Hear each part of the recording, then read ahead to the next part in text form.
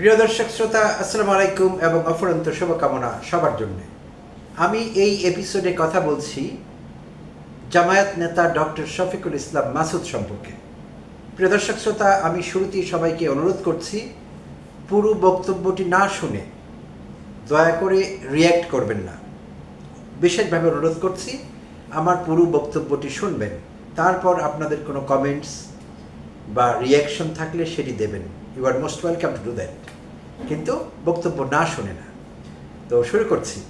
জামায়াত নেতা ডক্টর শফিকুল ইসলাম মাসুদ নামটি বেশ পরিচিত, তারপরেও তার বিশেষ পরিচয়গুলো দিয়ে শুরু করতে হচ্ছে। প্রিয় দর্শক শ্রোতা, আমাদের অনেকেরই জানা আছে তিনি বাংলাদেশ জামায়াত ইসলামের কেন্দ্রীয় নির্বাহী পরিষদের সদস্য এবং একই সঙ্গে ঢাকা মহানগর দক্ষিণের সেক্রেটারি।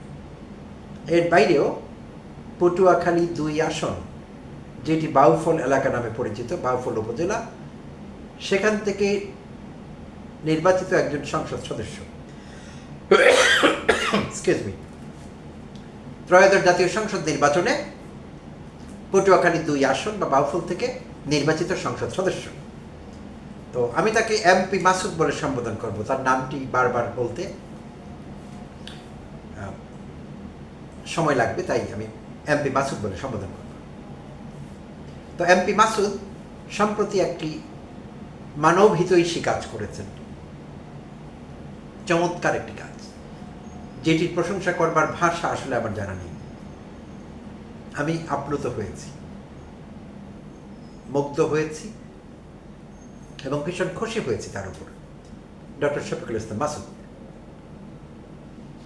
তো সেই কাজটি হলো, সম্প্রতি আপনারা লক্ষ্য করেছেন গণমাধ্যমে বিষয়টি এসেছিল, বাউফল এলাকায় একটি হিন্দু পরিবার, যে পরিবারে ৩টি ভাই, ৩জন ভাই পূর্ণবয়স্ক কিন্তু প্রতিবন্ধী, তাদের নানা রকম মানসিক এবং শারীরিক প্রতিবন্ধকতা আছে।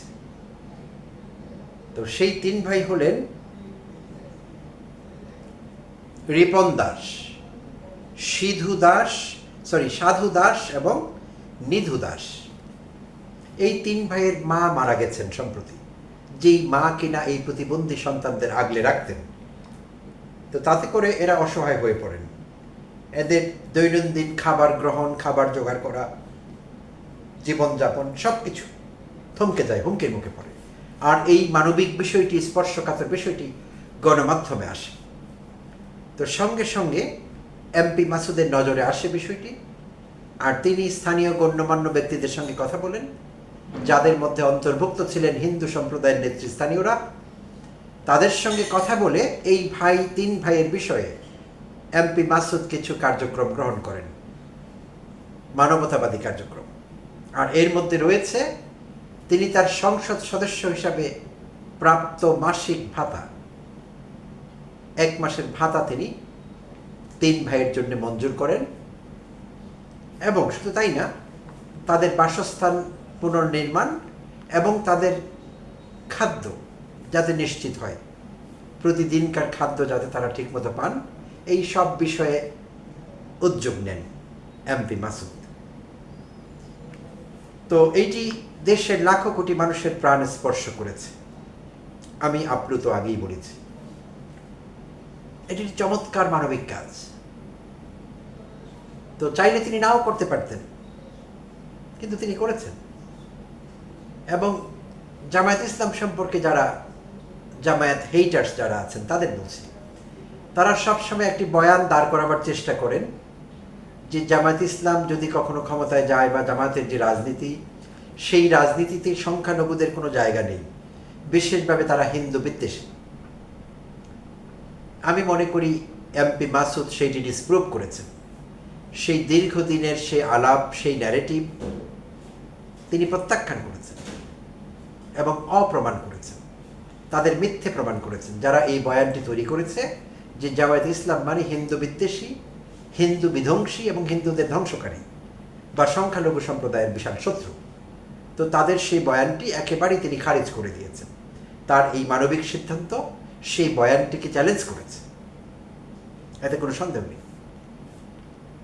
তো প্রিয় দর্শক শ্রোতা, ভালো কাজের প্রশংসা আমাদের সবসময় করতে হবে, সেই কাজটি যিনিই করেন না কেন, জামায়াত ইসলামের পক্ষ থেকে কেউ করলে তাদের প্রশংসা করতে হবে, বিএনপির কোনো এমপি করলে, কোনো নেতা করলে তার প্রশংসা করতে হবে, এনসিপির কেউ করলে তাদের কথা বলতে হবে, ইসলামী আন্দোলনের কেউ করলে, কিংবা খেলাফত মজলিস, যারাই ভালো কাজ করবেন সেই কাজের প্রশংসা আমাদের করতে হবে।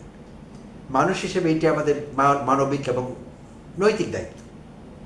একই সঙ্গে তাদের কেউ যদি কোনো মন্দ কাজ করেন, সমালোচনার যোগ্য কোনো কাজ করেন, সেইটিরও সমালোচনা আমাদের করতে হবে। কিন্তু আমাদের একটি বড় সমস্যা হলো, আমরা অনেকেই দলকানা। উদাহরণ দিচ্ছি, যদি আপনি জামায়াত সমর্থক হন, তাহলে আপনি শুধু জামায়াত ইসলামের ভালো দিকগুলো শুনতে চাইবেন। আমাদের যে প্রবণতা বাংলাদেশের, সেটির কথা আমি বলছি। কখনোই আপনি জামায়াতের কোনো নেতা এমপির সম্পর্কে বিন্দুমাত্র নেতিবাচক সংবাদ শুনতে রাজি হবেন না। কেউ পরিবেশন করলে তার উপর বিরক্তি আসবে আপনার, এবং আপনি মনে করবেন তিনি মিথ্যে বলছেন, তিনি জামায়াতকে কলঙ্কিত করবার চেষ্টা করছেন। ঠিক একইভাবে যারা বিএনপি লাভার, তারাও সবসময় চাইবেন তারেক রহমানের ভালো দিকগুলো আমরা সবসময় বলি, বা অন্যেরা বলুক, কিংবা অন্য এমপিদের, অন্য নেতাদের বিন্দুমাত্র এদিক ওদিক হলে আর উপায় নেই, ঝাঁপিয়ে পড়বেন আপনারা। তাকে সঙ্গে সঙ্গে জামায়াতপন্থী ট্যাগ দিয়ে দেবেন, কিংবা এনসিপির দালাল বলে দেবেন, দেরি হবে না একটু। তো এইটি খুব মন্দ কাজ, খারাপ প্রবণতা, এইটি ধ্বংসাত্মক প্রকৃত অর্থে। একজন বিবেকবান, সৎ, ন্যায়নিষ্ঠ মানুষের দায়িত্ব হলো তিনি কোনো নির্দিষ্ট দল করতে পারেন, কোনো নির্দিষ্ট আদর্শের প্রতি তার দুর্বলতা থাকতে পারে, কিন্তু অন্ধ হওয়া যাবে না, দলকানা হওয়া যাবে না। তার দলের ভালো কাজের প্রশংসা করতে হবে, মন্দ কাজের নিন্দা করতে হবে। আর এইটি আমরা করতে না পারলে বাংলাদেশের রাজনীতিতে কখনোই গুণগত পরিবর্তন আসবে না। যদিও আমরা আকাঙ্ক্ষা করি, আশা করি সবসময় যে আমাদের রাজনীতি এমন কেন, গুণগত পরিবর্তন আসছে না কেন। এই যে আসছে না, সেটার জন্য আপনার আমারও কিন্তু দায় আছে। সুপ্রিয় দর্শক শ্রোতা, এইবার এপিসোডের দ্বিতীয় অংশে আমি কথা বলবো ডক্টর শফিকুল ইসলাম মাসুদ, কিংবা এমপি মাসুদ। সম্প্রতি তার কিছু অগ্রহণযোগ্য, আপত্তিকর বক্তব্য নিয়ে কথা বলব। আর সেটি হলো, গত শনিবার তিনি এই বক্তব্য রেখেছিলেন, আপত্তিকর বক্তব্য। সেটি ছিল বাউফল উপজেলার সূর্যমণি ইউনিয়ন পরিষদ অফিসের সামনে শনিবার বিকেলে, গত শনিবার বিকেলে, আজ এক শনিবার ঠিক এক সপ্তাহ আগে। সেখানে তিনি বক্তব্য রাখছিলেন একটি সমাবেশে। আর সেই বক্তব্যে তিনি কিছু মন্তব্য করেন যেগুলো বিস্ফোরক ছিল। পুরো দেশে এটি নিয়ে কথা হয়েছে, সব মহলে আলোড়ন তৈরি হয়েছে, আলোচনা, সমালোচনা, বিতর্ক সব কিছু তৈরি হয়েছে তার এই বক্তব্যকে নিয়ে।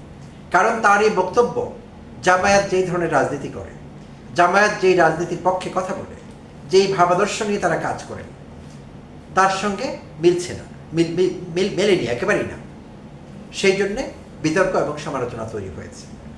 তো অনেকেরই হয়তো জানা আছে বিষয়টি, যাদের জানা নেই ইন কেস। তো এমপি মাসুদ সেদিন বলেছিলেন সেই সমাবেশে, সূর্যমণি ইউনিয়ন পরিষদের অফিসের সামনে বাউফলে, তিনি বলেছিলেন যে 2 ঘন্টায় তিনি ওসি বদল করেছেন, 2 ঘন্টায় স্থানীয় আর্মি মেজরকে সেখান থেকে সরিয়ে দিয়েছেন তার এলাকা থেকে, এবং বলেছেন শফিকুল ইসলাম মাসুদ কি জিনিস, বাউফলের মানুষের কাছে সেই পরিচয় দেবার দরকার নেই। যান আপনারা গিয়ে হাসিনাকে জিজ্ঞেস করেন, মাসুদকে। যান আপনারা রাজশাহী বিশ্ববিদ্যালয়ের সবচেয়ে বড় সন্ত্রাসীকে জিজ্ঞেস করেন, শফিকুল ইসলাম মাসুদকে, তাহলে আমার পরিচয় পাবেন। তো অন্য অনেক বক্তব্যে, পুরো বক্তব্যে তিনি অনেক ভালো কথাও বলেছেন, কিন্তু ভালো কথা নিয়ে আমরা কথা বলবো না, সেগুলো তো ভালো, তিনি ভালো বলেছেন। তিনি এই কথা বললেন কেন? কারণ তিনি জামায়াতের একজন সম্মুখ সারির মানুষ। যদি এমন হতো কোনো প্রোফাইল নেই, লো প্রোফাইল কেউ বলেছেন, জাস্ট একজন স্থানীয় তৃণমূল পর্যায়ের কেউ, আমরা ইগনোর করতাম।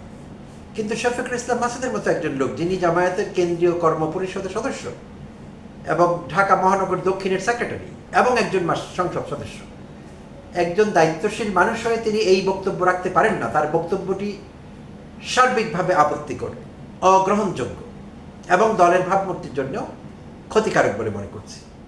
কোনো অবস্থায় আমি তার এই বক্তব্য অ্যাকসেপ্ট করতে পারছি না এবং তার বক্তব্যের নিন্দা জানাতেই হবে। কারণ এতে আমরা দেখেছি শেখ হাসিনা আমলে আওয়ামী গুন্ডারা, আওয়ামী সন্ত্রাসীরা এইভাবে কথা বলতেন। তাহলে জামায়াত নেতা কেন এভাবে কথা বলবেন? তাহলে তারা যে আদর্শের কথা বলছেন, তারা যে ব্যতিক্রমী রাজনীতির কথা বলছেন, তাহলে সেটির সঙ্গে সাংঘর্ষিক হচ্ছে এই বক্তব্য। তাই সর্বতোভাবে এই বক্তব্যের নিন্দা জানাই, এই বক্তব্য প্রত্যাখ্যান করছি। এবং ভবিষ্যতে শফিকুল ইসলাম মাসুদ শুধু না, জামায়াতের অন্যান্য নেতারাও এবং অন্য দলের নেতারাও বিষয়টি মাথায় রাখবেন। কারণ আপনার দেয়া একটি বক্তব্য যখন সেটি আপনি দিয়ে ফেলেছেন, তখন সেটি ফিরিয়ে নেবার কিন্তু আর কোনো ব্যবস্থা নেই। সেটিকে আনডু করা যাবে না। দেওয়া হয়ে গেছে। সেটি অডিও ভিডিও ক্লিপ সব জায়গায় ছড়িয়ে পড়েছে। এখনকার সময় সেগুলো লুকোবার কোনো ব্যবস্থা থাকে না। তাই সবাইকে বলছি, আপনারা যখন পাবলিকলি স্পিচ দেবেন, বক্তব্য দেবেন, এমন কথাই বলবেন যেটি সর্বজনগ্রাহ্য, সবার কাছে গ্রহণযোগ্য। এমন বক্তব্য দেবেন না যা আপনার নিজের ভাবমূর্তিকে নষ্ট করবে, আপনার দলের অবস্থানকে প্রশ্নবিদ্ধ করবে। এটি না দেই সবার জন্য মঙ্গল। আর এইটি কোনো ভালো বার্তা দেয়নি। এটি তিনি অবৈধ ক্ষমতা এক্সারসাইজ করছেন এমন ইঙ্গিত দিচ্ছে। আমি জানি না তিনি অতটা ক্ষমতাশীল কবে হয়ে গিয়েছিলেন বা ক্ষমতাবান যে 2 ঘন্টায় ওসি বদলি করতে পারেন এবং একজন মেজরকে সরিয়ে দিতে পারেন। আর তিনি কত বড় সন্ত্রাসী ছিলেন, তিনি কি মেন করেছেন সেটাও জানি না। তিনি হয়তো বুঝে বলেননি। তার সেই কথা কিন্তু এটা ইঙ্গিত দিচ্ছে, যখন তিনি বলেন সবচেয়ে বড় সন্ত্রাসীকে জিজ্ঞেস করেন আমি কে ছিলাম, সেটা ইঙ্গিত দিচ্ছে তিনি নিজে তার চেয়ে বড় সন্ত্রাসী ছিলেন। এটি কোনো ভালো কথা না। এইটির ইন্টারপ্রিটেশন খুব ভালো আসে না। সম্প্রতি এনসিপি মুখপাত্র এবং অন্তর্বর্তীকালীন সরকারের সাবেক উপদেষ্টা আসিফ মাহমুদ সজীব ভুঁইয়া নির্বোধের মতো এমন একটি উক্তি করেছিলেন নিজের সম্পর্কে, দলের সম্পর্কে। তিনি বলেছিলেন, আপনারা সন্ত্রাস দিয়ে আমাদের মোকাবেলা করবেন সরকারি দলের উদ্দেশ্যে, পারবেন না। কারণ সন্ত্রাসী কাকে বলে, সন্ত্রাস কী জিনিস সেটা আমরা 2024-এ দেখিয়ে দিয়েছি। অত্যন্ত আত্মঘাতী কথা, অগ্রহণযোগ্য, প্রত্যাখ্যানযোগ্য, ঘৃণা ভরে প্রত্যাখ্যান করেছিলাম, এপিসোড বানিয়েছিলাম, এখনও প্রত্যাখ্যান করছি। তিনি নির্বোধের মতো কথা বলেছেন আসিফ মাহমুদ সজীব ভুঁইয়া। আমি বলবো, এতে শুধু তিনি কলঙ্কিত হননি, এনসিপি কলঙ্কিত হয়েছে, বৈষম্য বিরোধী ছাত্র আন্দোলন প্রশ্নবিদ্ধ হয়েছে, ছাত্র জনতার অভ্যুত্থান প্রশ্নবিদ্ধ হয়েছে। আসলে বাস্তবতা হলো এই, তিনি তেমন কিছুই করেননি। তারা নির্বোধের মতো এই উক্তি করতে হলো কেন? তাই প্রত্যেকে তাদের বক্তব্যে দায়িত্বশীল হবেন, চিন্তা করে কথা বলবেন কি বলছেন। এই আবেদনটি সবার কাছে থাকবে। প্রিয় দর্শক শ্রোতা, অনেক অনেক ধন্যবাদ জানবেন, সঙ্গে থাকবেন।